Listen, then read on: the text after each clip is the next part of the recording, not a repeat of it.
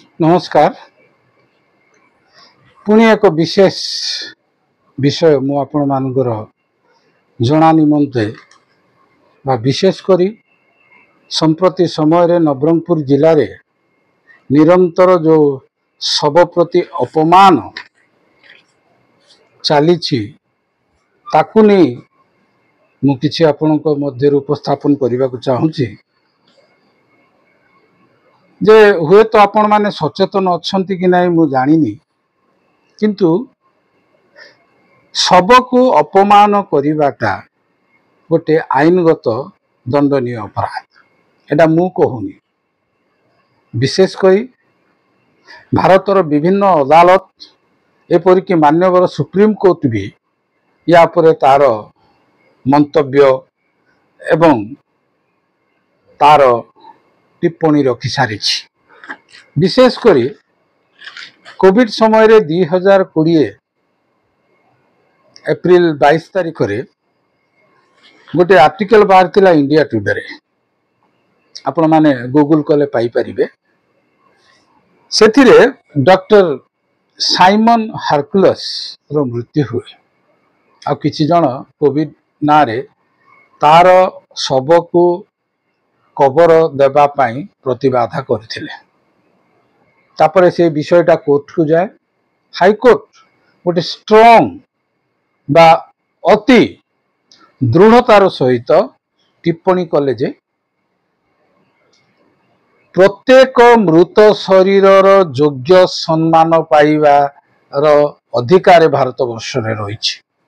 से जे कोनोसी जातिर हो, जे कोनोसी धर्मर हो, जे कोनोसी संस्कृतिर हो, तार योग्य सम्मान सबको दिया जिबा उचित एवं से जो परि भाबरे जेउठी कबर पाइबा को बा सत्कार हवा को चाहूची सेठी करा जिबा उचित। एई कथा मान्यवर अदालत तमिलनाडु सरकार को देइथिले एवं यहा को बहुत गंभीरतार सहित नहीं ए जजमेंट को सरकार कहले it is the injurious to the reputation of dead body अर्थात मृत शरीर को क्षति पहुंचेवा एक जघन्य अपराध ताहा वर्तमान चली आईन रो लंघन चली। तेणु नवरंगपुर प्रत्येक ख्रिस्टियन भाई भौणी मान को अनुरोध करुच्ची जे आपण माने आईन रो सहाय नियंतु। एटा तो गोटे केस रहिला। पुणी आउ गोटे पंडित प्रेमानंद बनाम भारत सरकार प्रेमानंद काटकारा बनाम भारत सरकार 1995 मसीहा जोटा कि सरकार बा तत्कालीन अदालत से समय 248 धारा अनुसार यह को एक गंभीर अपराध बोली कहिथिला एवं कहिला जे भारत संविधान मौलिक अधिकार धारा 21 अनुसार से व्यक्ति जीवित थाउ बा मला परे मध्य तार शरीर को ससम्मान दिया जिबा उचित आउ तार शेष इच्छा को पूरण करने को राज्य सरकार बाध्य। यही कथा मु कहू ना अदालत कही।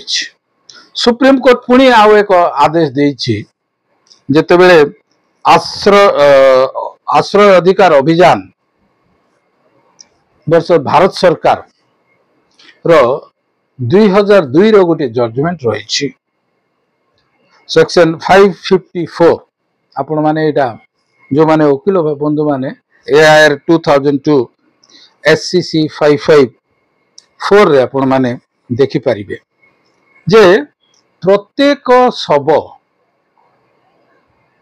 रो योग्य सम्मानर सहित कबर देवार अधिकार रही एवं राज्य से अधिकार देवा पाई बाध्य जदि कौन व्यक्ति आसी आगु कबर दे पारिबुनी ताको इटी कबर दिया जीवनी ताहले तांको विरुद्ध रे राज्य सरकार बा केंद्र सरकार कठोर आईन अनुसारे दंड देवाकू बाध्य। कारण ए अपराध को आईपीसी 404 449 503 पुणी 248 धारा रे आईपीसी वर्तमान बीएनएस हो सारे अपराध मामला रुजु करने परामर्श दिया है। तेणु आगामी दिन में नवरंगपुर जिले में हो कि ओडिशार जेकोसी जगार हो जेकोसी लोकर कबर को भीड़तंत्र नाम कई बाधा सृष्टि करती बा असम्मान दियंती सेमानंक विरुद्ध रे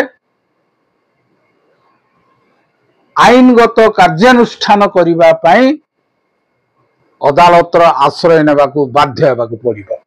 तेणु मोर प्रिय नवरंगपुर ख्रिस्टियान समाज प्रत्येक भाई भौणी मान को अनुरोध करुच्ची आपण माने सचेतन हुंतु एवं ए विषय नहीं प्रशासन सहित मध्य आपण आलोचना करंतु।